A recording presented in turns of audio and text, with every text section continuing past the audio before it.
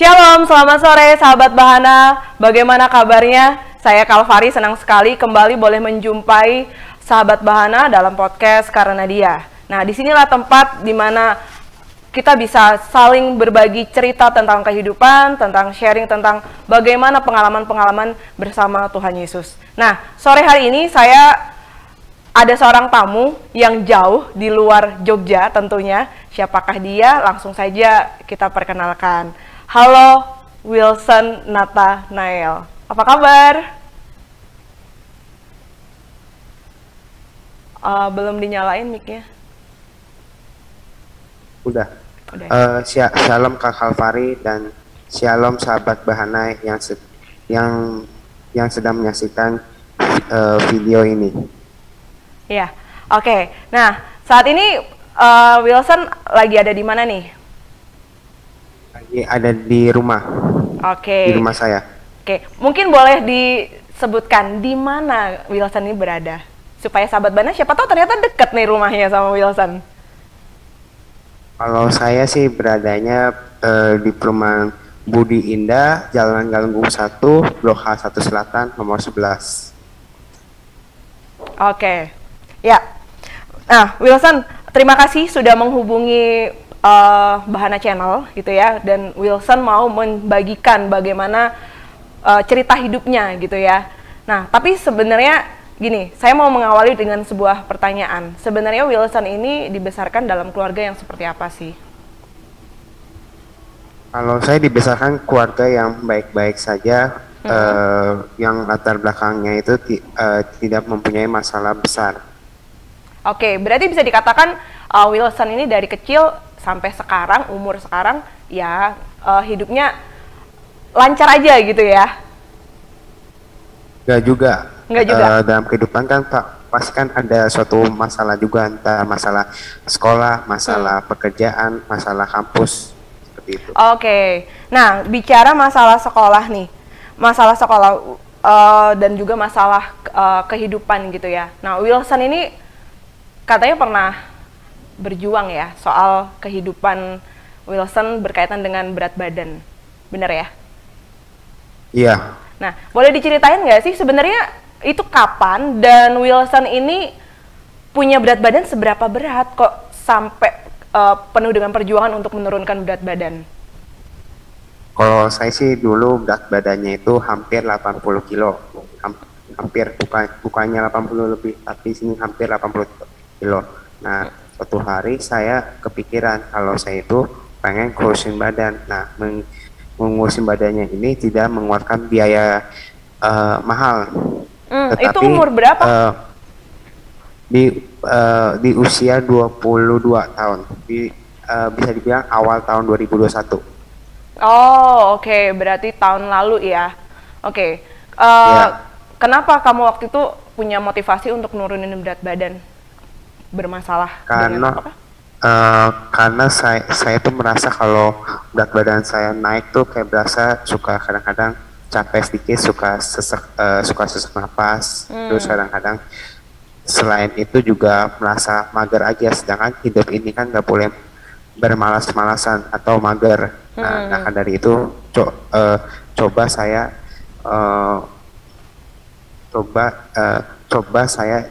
mau menurunkan berat badan saya. Oke, terus apa nih yang Wilson lakukan akhirnya untuk menurunkan berat badan?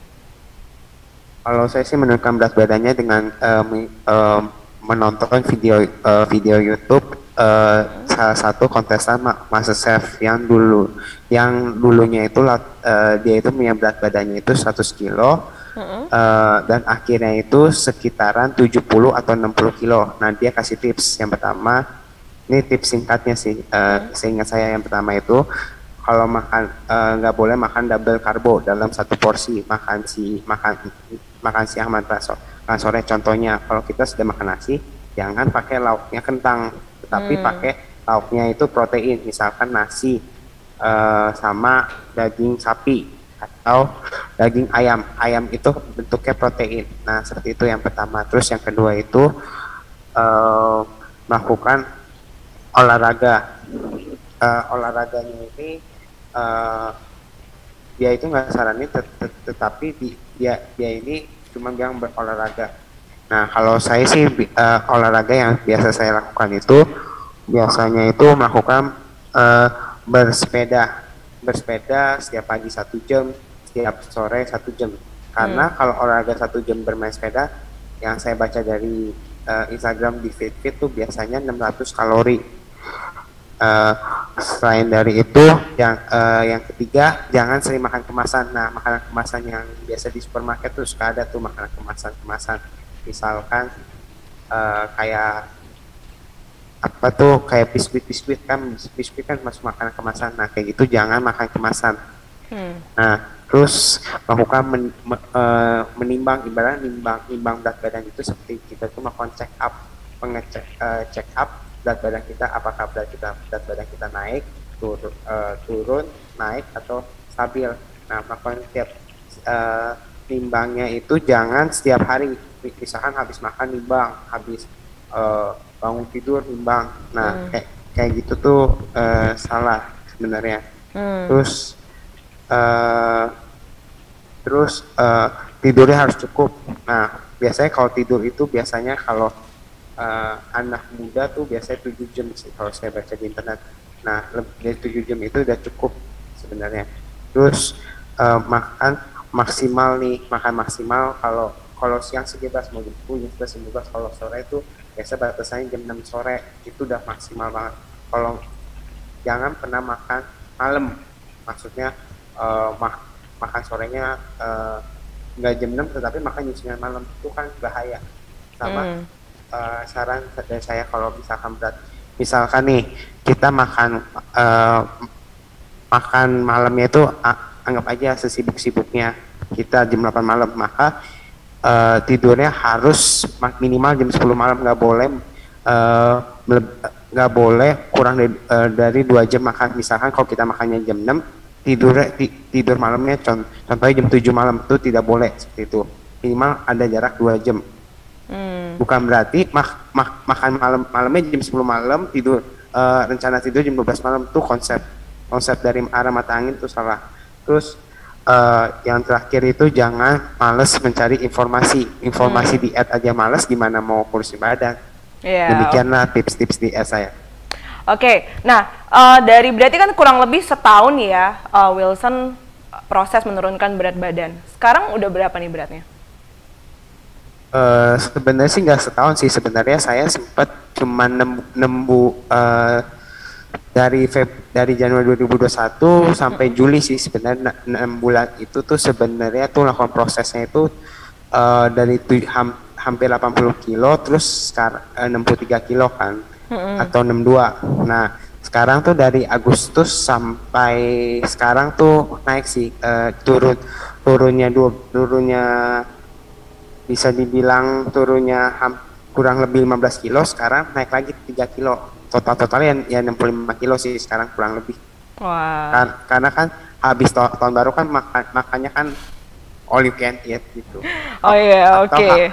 Habis Imlek kan makannya yang sweet yang habis kayak kue kering gitu kan. Iya. Oke. Nah, sebenarnya kalau boleh tahu nih, waktu pas tadi kan sempat Wilson kan nanya ya, Wilson sempat kasih tahu bahwa diet itu salah satunya karena sempat ngalamin sesak ya. Itu sebenarnya berarti kan berat badan yang naik itu sampai efeknya kepada kesehatan Wilson sendiri kan?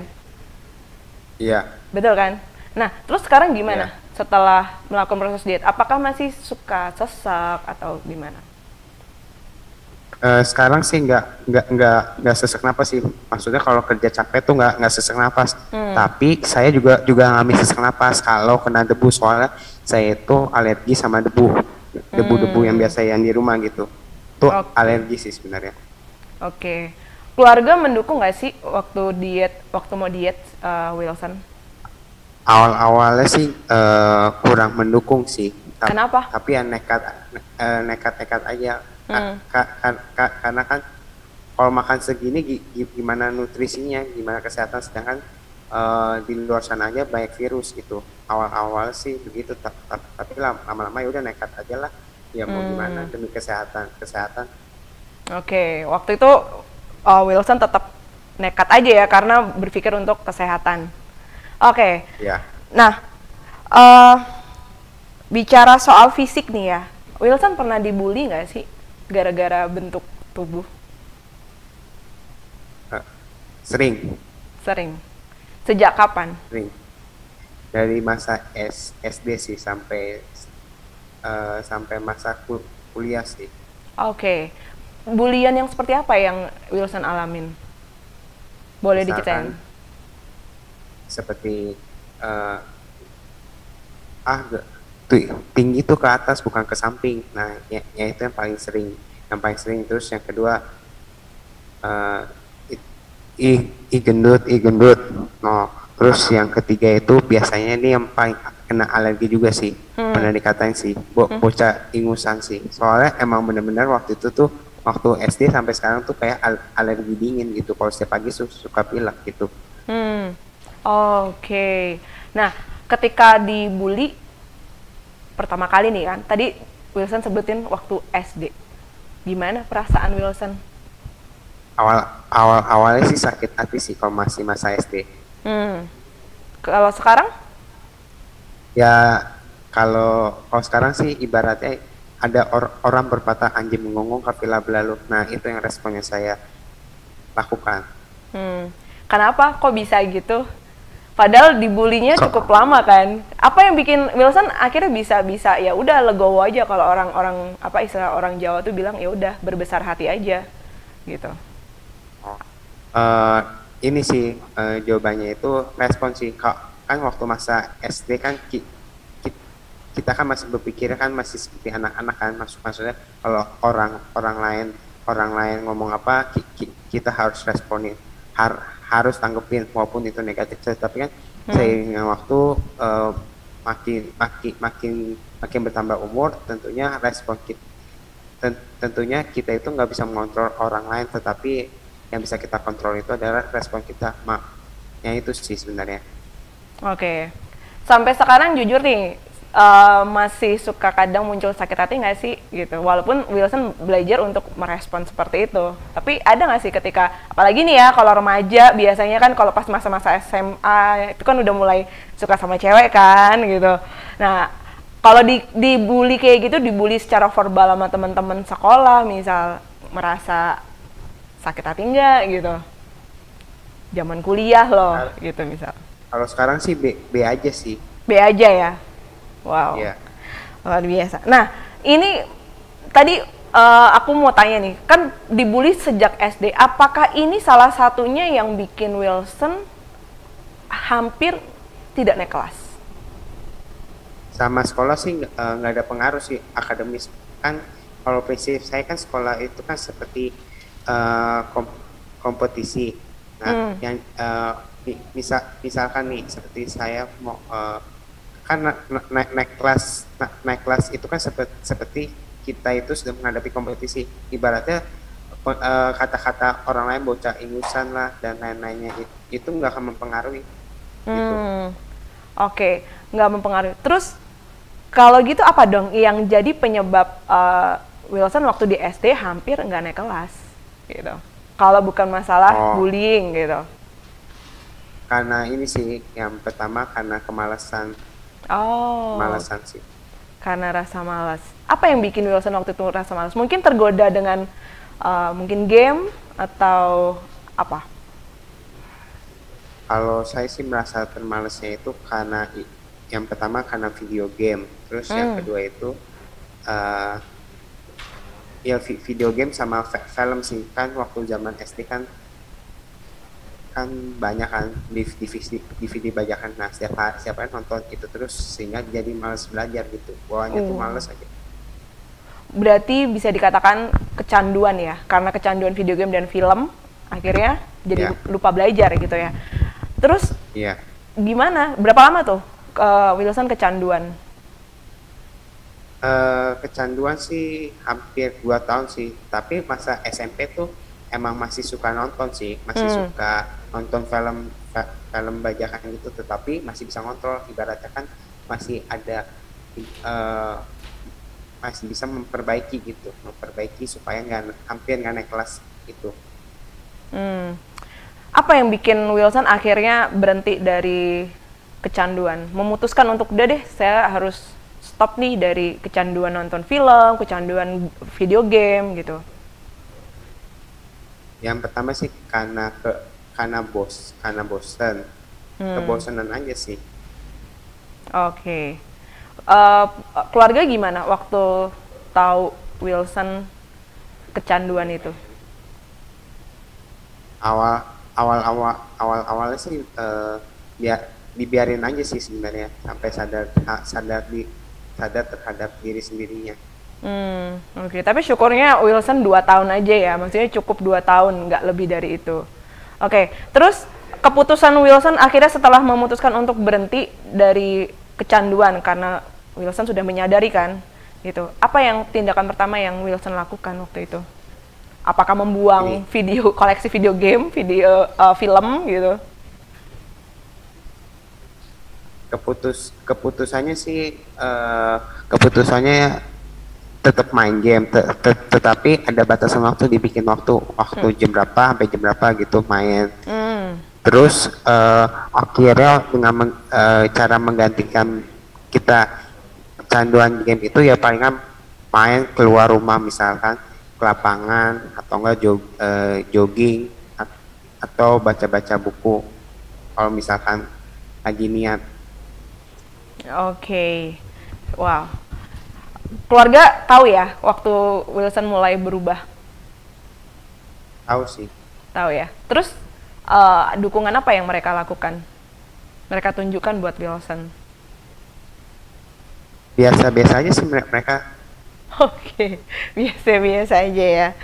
Oke, nah kembali nih, aku juga mau tanya nih. Setelah itu akhirnya kan Wilson sudah mulai berubah. Apa yang Wilson rasain perubahan dari mulai mengurangi bermain video game, nonton film gitu, dan malah memperbanyak kegiatan-kegiatan positif seperti baca buku? Apa dampaknya? Dampaknya itu ya semakin ini aja, otaknya itu semakin terisi dengan bacaan buku sih. Oke. Lainnya apa yang dampak lain yang kamu rasain dalam kehidupanmu? Selain itu merasa lega aja sih, kalau kecanduan itu kan seperti diri kita itu diikat dengan yang bola-bola rantai, seperti bola yang ada duri-durinya. Nah seperti itu sih kalau kecanduan. Nah ketika kita lepas kecanduan video game sama film, kayak merasa lega aja hidup, kayak nggak ada beban.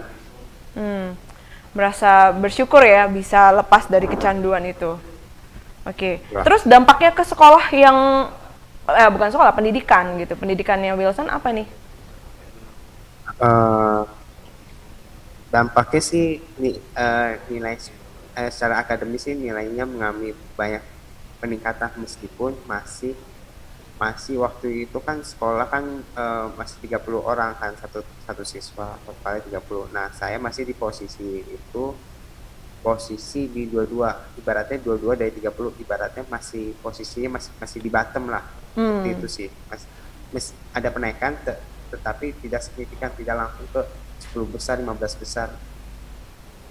Wow.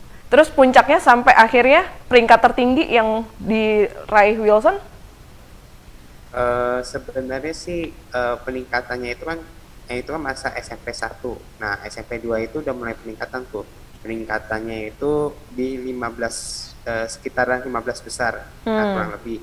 Nah SMP 3 masih sama. Nah SMA kan kebetulan kan siswa-siswanya kan banyak yang udah pindah kan, yang pintar-pintar kan. Kalau dalam sebuah seperti yang saya bilang, kalau di dalam sebuah sekolah itu pasti ada sebuah kompetisi. Nah kalau kompetisinya jagoan-jagoannya udah tereliminasi, otomatis semakin kita mencapai 10 besar, 8 besar, bahkan 5 besar, itu semakin mudah. Nah puji Tuhannya di SMA-nya itu tuh sudah di 8 besar. Nah kemudian di SMA 2-nya, nah di SMA 2 kan terbagi dua kan, IPA sama IPS. Nah yang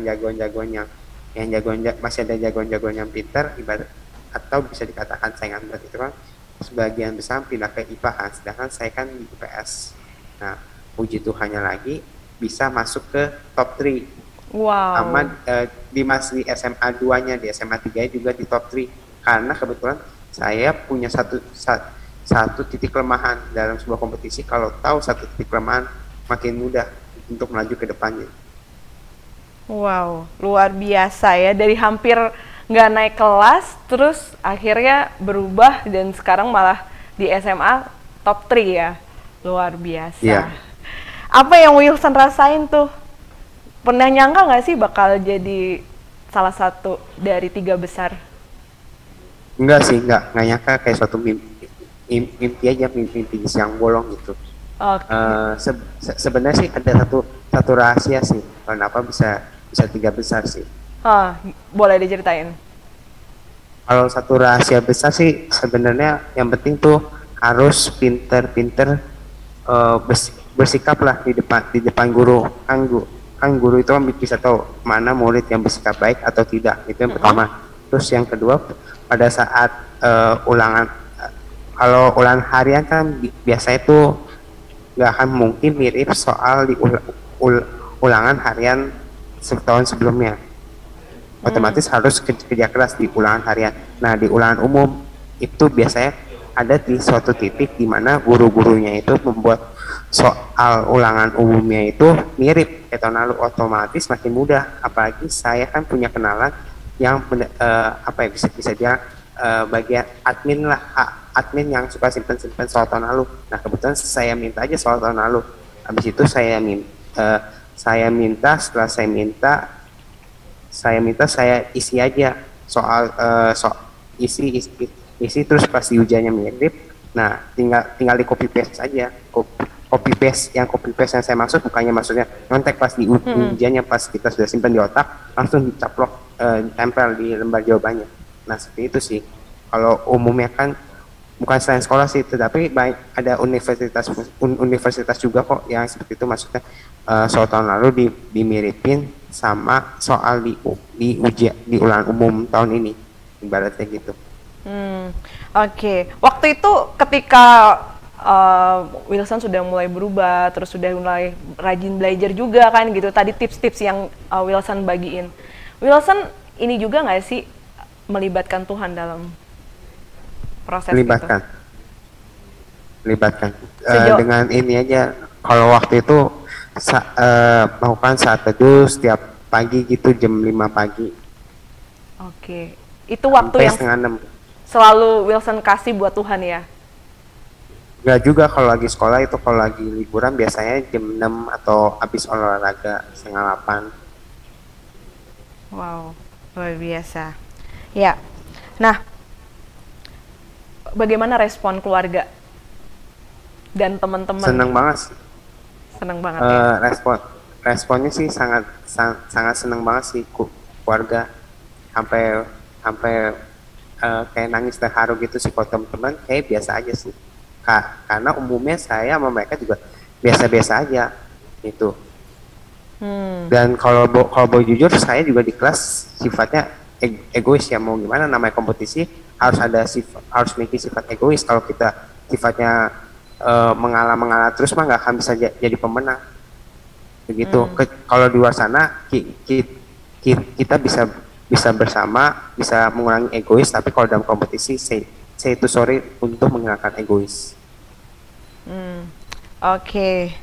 Ya. Nah, sekarang gimana?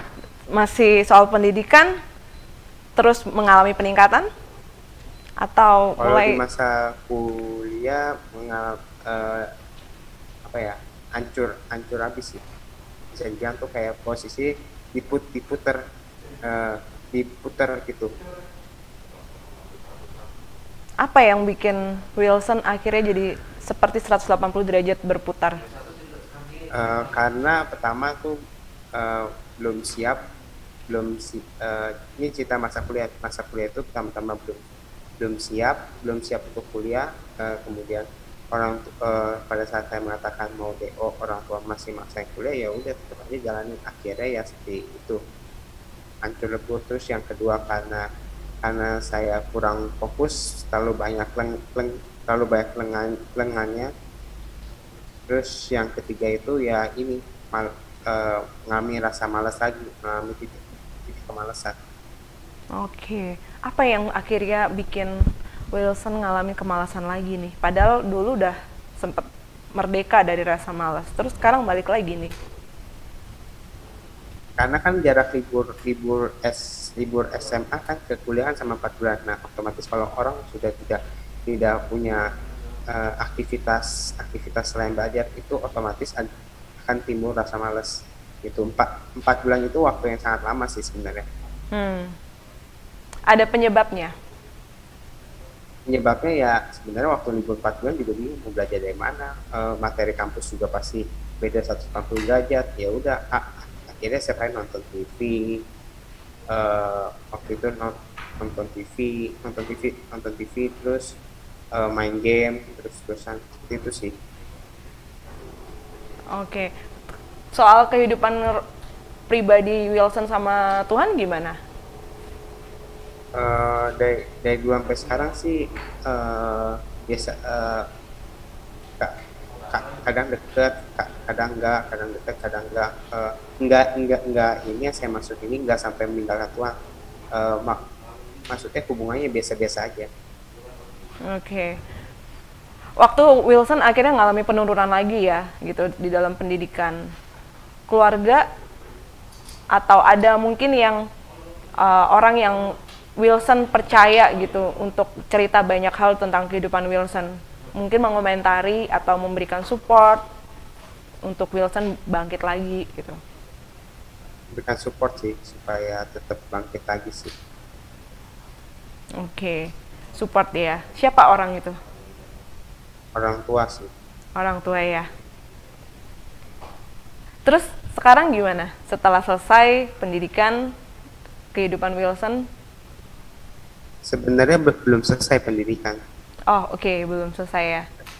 Oke, Karena sekarang di masa apakah saya boleh cerita? boleh. Pendidikan kuliah.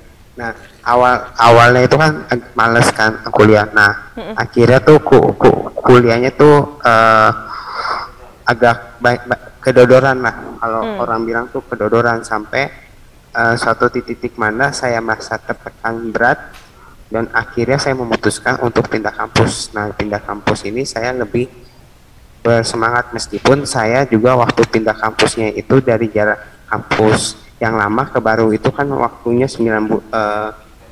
kurang lebih 9 bulan. Nah, di kampus baru ini merasakan semangat walaupun ada rasa-rasa malas sedikit, namanya juga pindah kampus baru kan belajarnya online kan. Kalau online kan ada rasa malas. Nah, dari rasa rasa malasnya ini saya masih bisa kontrol kapan saya merasakan rasa malas, kapan saya tidak merasakan rasa malas. Seperti itu. Oke. Justru malah yang di kampus yang baru ini yang merasakan udah mulai lebih baik ya, berarti bisa dibilang. Ya. Oke. Lingkungan mempengaruhi nggak? Misal Sebenarnya pertemanan di tempat yang baru mempengaruhi Wilson untuk lebih baik lagi nih gitu. Kalau secara lingkungan sih biasa-biasa aja. Lingkungan kampus lama, kampus baru itu tidak mempengaruhi saya untuk rasa malasnya sih. Karena saya juga teman di kampus ya temannya ya biasa-biasa aja sama. Saya itu paling malas deket sama orang. Kalau deket sama orang, kalau udah ada masalah bukan jangan masalah besar, masalah sekecil apapun udah pasti mainnya musuh-musuhan. Mendingan temenan biasa-biasa aja supaya kalau ada masalah ya udah itu nggak pakai musuh-musuhan.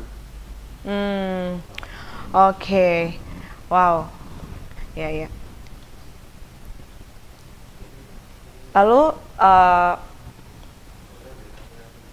selama pandemi, selama kuliah online gitu kan, otomatis kan Wilson lebih banyak di rumah gitu. Nah, bagaimana nih kehidupan Wilson gitu? Apakah ada hal baru yang Wilson lakukan untuk mengisi selama banyak di rumah karena pandemi?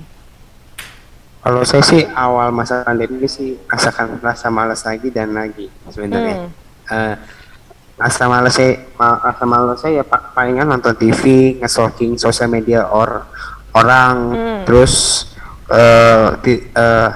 rebahan kan pandemi kan ada kan sebutnya kaum rebahan. Nah juga ikutan juga rebahan waktu itu. Nah sampai suatu titik mana saya tuh merasakan nonton TV juga bosen lah, tidak bermanfaat. Rebahan juga nggak bermanfaat juga.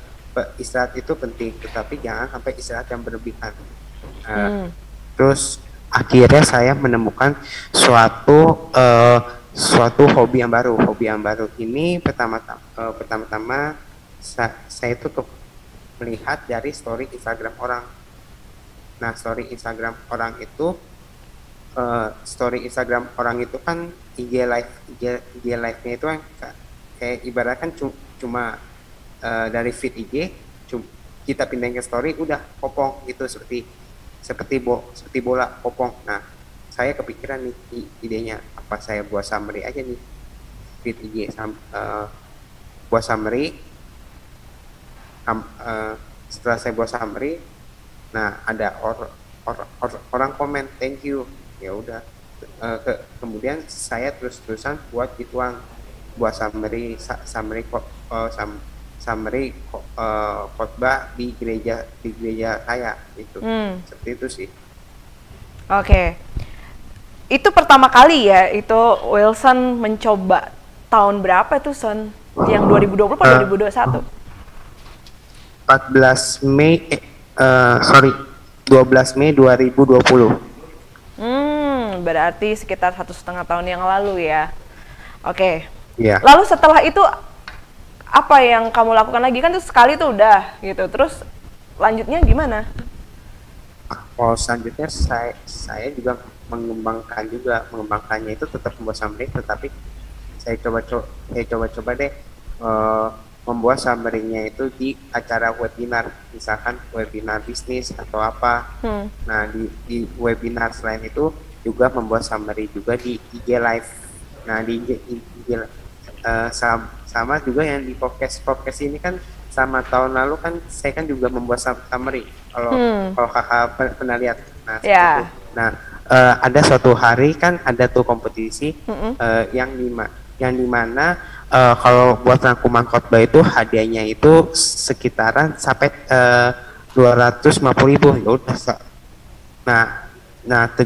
Nah untuk dapat hadiah itu harus membuat 3 summary khotbah. Nah kebetulan khotbah yang pertama saya miss. Nah khotbah yang kedua ketiganya saya kejar tuh, saya buat sebagus mungkin, semenarik mungkin. Nah pada saat saya buat khotbah sesi pertama kan udah ketinggalan jauh. Nah dengan berat hati saya juga melakukan peminjaman catatan khotbah kepada teman saya atau orang lain. Nah pada saat peminjaman itu nggak mungkin saya melakukan copy paste secara mentah-mentah.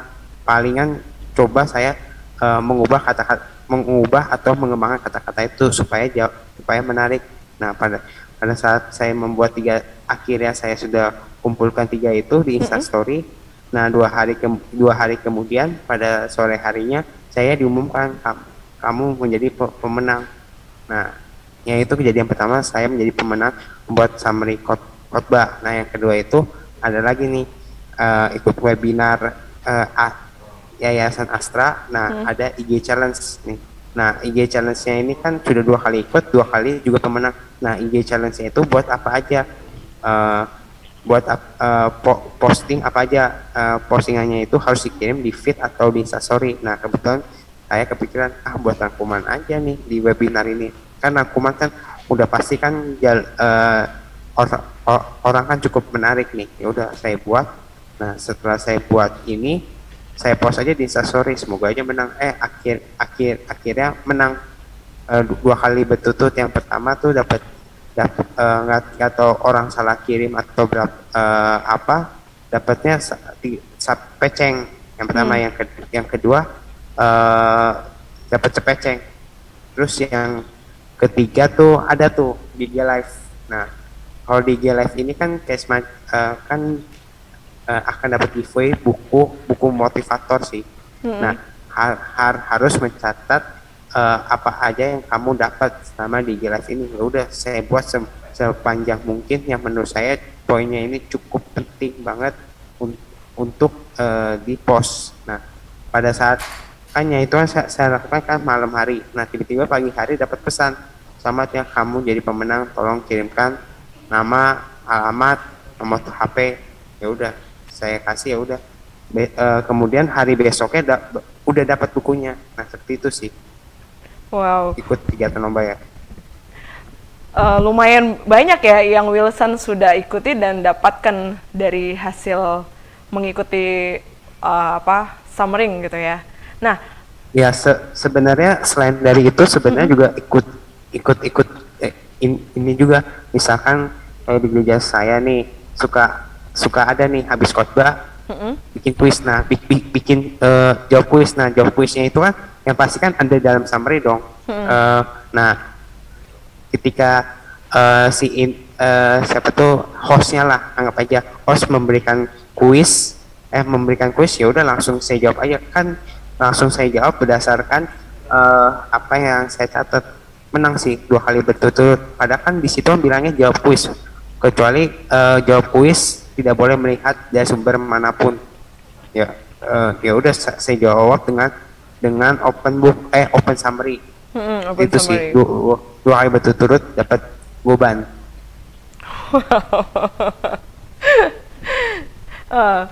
Sampai sekarang masih dilanjutin?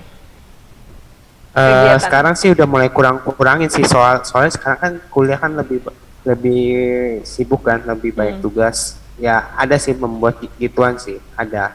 Tetapi sekarang tuh lebih ini sih, kalau dulu kan cuma story doang kan. Nah sekarang tuh bikin 2 komponen, misalkan pembicaranya Ani. Nah saya pernah dapat foto si Ani, ya udah saya buat nih kadang saya membuat 2 hasil atau 1 hasil. Misalkan saya foto dengan si A, misalkan kalau dia kasih closing statement, ya udah closing statementnya kasih di feed IG, karena di feed IG kan summary-nya kan terbatas kan, nggak bisa kita panjang kali lebar. Nah yang panjangnya itu kirimin aja di story. Nah misalkan seperti itu 2 komponen.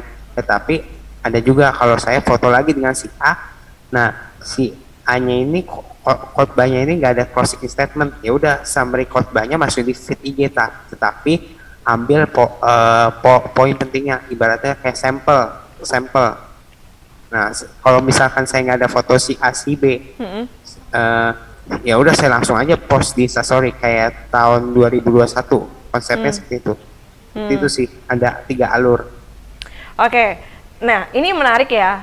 Walaupun sekarang mungkin Wilson udah nggak seaktif seperti sebelum kuliah mulai padat ya. Nah, apa sih sebenarnya waktu itu yang melatar belakangi atau yang memotivasi Wilson pertama kali mau ikutan lomba summary gitu loh? Itu kan butuh waktu ya untuk menyimak, untuk berpikir, terus udah gitu meringkas pula poin-poin penting dari apa yang disampaikan dalam khotbah misal. Apa yang jadi motivasi terbesar waktu itu? Motivasi terbesar sih karena saya kan suka mengikuti kompetisi. Nah kebetulan saya kan suka nontonnya itu kan yang di belakang layar ini nih. Nah yang di belakang layar ini kan berkaitan dengan kompetisi kan. Nah kebetulan saya ini suka banget kompetisi. Ya udah saya coba ikut kompetisi yang lombanya itu kayak summary. Ya menurut saya tuh lomba summary itu saya bisa menguasainya, otomatis kemungkinan besar bisa menjadi pemenang. Oke, wow. Jadi bisa dibilang Wilson ini memanfaatkan kemampuan ya, memanfaatkan bakat lah bisa dibilang, gitu ya. Gitu ya? Iya. Ya. Iya. Luar biasa. Keluarga tahu nggak sih tentang ini kegiatan yang Wilson lakuin? Tahu sih, sebenarnya kan pada saat saya posting kan orang tua kan tahu, tetapi kalau ikut lomba saya emang secara diam-diam. Kalau misalkan saya gagal atau tidak menang kan orang tua bisa marah, tuh kan sia-sia aja ikut gituan. Kalau berhasil dipuji kan, umumnya kan orang tua seperti itu. Kalau berhasil dipuji, kalau gagal udah diomelin. Nah itu diem-diem aja. Kalau berhasil baru bilang, kalau nggak berhasil udah diem-diem aja, main aman. Oke, berarti tapi pernah gagal ya? Pernah sih. Pernah sih. Kalau saingannya berat-berat itu, kalau udah nulisnya itu kalimatnya lengkap gitu Pak, lengkap gitu, waduh udah pasti kalah. Lebih banyak gagal atau lebih banyak berhasilnya? Sebenarnya sih hampir kurang lebih sih sama sih, sama rata sih. Sama rata, berarti berimbang ya? Iya. Iya. Oke. Wow, luar biasa. Masih mau dilanjutin nggak ini hobi barunya? Masih sih, masih mau dilanjutin sih. Tetapi dikurangin aja sih sebenarnya, cuma tertentu doang sih bikin gitu. Tetapi yang kalau misalkan khotbah gereja utama ya tetap itu. Kalau yang lain nih, ya dulu kalau misalkan itu jadikan kompetisi lah, lanjutkan. Kalau enggak ya cukup dengerin aja sih itu. Oke, ini terakhir nih Wilson ya. Pertanyaan dari aku. Berkat rohani apa yang Wilson dapetin secara pribadi ketika mengikuti kompetisi summary khotbah? Berkatnya yang pasti mendapatkan uang yang pasti yang pertama. Terus yang kedua, pada saat saya menjalankan kuliah tuh Tuhan tuh bisa mempermudah dalam segala aspek sih. Oke, itu yang Wilson rasain ya. Oke. Ya. Nah, terakhir nih, mungkin Wilson punya pesan buat sahabat Bahana yang mungkin hari-hari ini tuh juga di masa pandemi gitu ya. Apalagi kan ini ada beberapa kota yang mulai menerapkan PPKM gitu ya, termasuk Jakarta dan sekitarnya. Nah, mungkin mulai gabut nih di rumah. Mungkin ada pesan buat sahabat Bahana. Yang pertama, sahabat Bahana yang dimanapun kalian berada, kalau kalian sedang gabut, alangkah baiknya kalian harus mencari hobi baru yang arahnya itu positif, supaya hobi baru ini bisa memberkati orang lain. Nah, yang kedua, sebagai anak muda kita harus siap berkompetisi dalam jangan mempunyai mental yang tidak siap berkompetisi. Kalau tidak bersiap kompetisi, itu bukan mental pemenang, mental pecundang. Oke, wow, luar biasa. Terima kasih ya buat Wilson, buat ceritanya, buat sharingnya. Dan ini masih rencana akan melanjutkan dietnya? Untuk tahun ini sih belum sih. Tapi tahun 2023 kemungkinan iya. Tahun 2022 sekarang tuh masih nggak makan diet, tetapi ada batasannya. Misalkan kalau pagi nih sudah makan kuenya itu sedikit aja, jangan makan kuenya itu satu loyang, satu hari satu loyang. Oke. Berarti lebih menjaga pola hidup ya, pola makan ya. Iya. Ya, oke. Kalau gitu sukses buat hobi barunya Wilson gitu ya. Terus semakin banyak memberkati orang lewat summary yang dibuat dan diposting di story-nya Wilson. Dan juga sukses buat perkuliahan, buat pendidikan, dan sukses buat segala sesuatu yang Wilson lakukan. Terus jadi berkat. Terima kasih. Nah, sahabat Bahana, demikianlah obrolan saya bersama Wilson, seorang anak muda yang mempergunakan waktu banyak di rumah selama masa pandemi dengan menciptakan hobi baru. Nah, saya percaya sahabat Bahana ketika mendengarkan perjalanan Wilson, seorang anak muda ini, bagaimana dari 0 sampai sekarang, pasti ada hal-hal yang diberkati. Untuk itu, kalau sahabat Bahana memiliki cerita, memiliki hal yang ingin di-sharingkan, disaksikan karena perbuatan Tuhan dalam kehidupan sahabat Bahana bisa menghubungi nomor yang ada di kolom deskripsi. Kami siap untuk menerima dan menjadi media untuk kesaksian sahabat Bahana dimanapun berada. Demikian sore hari ini, karena Dia dan hanya memang karena Tuhan Yesus, hidup kita senantiasa boleh merasakan damai sejahtera dan sukacita. Akhir kata, Tuhan Yesus memberkati.